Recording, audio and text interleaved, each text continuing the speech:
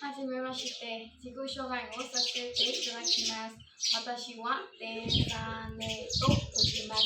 電車と呼んでください。今、27歳です。独身です。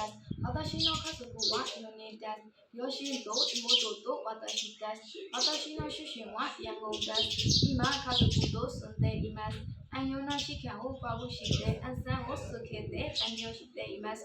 私の長所はどんなことをやっても簡単に諦めないで、自分がやっていることに集中してやることです。私の短所は考えすぎることです。何かをすると考えたとき、やった後で時間について考えることです。1年間くらい顧問介護の仕事をした経験があります。毎日体温と血圧を測ることや、染めを切ったり、髪を洗ったりしていました。時薬を読ませたり、汚れ掃除をするなどいろいろな経験をもらいました。私の将来の夢は日本に長い時間働いて看護福祉になれるように頑張りたいです。以上です。どうもよろしくお願いいたします。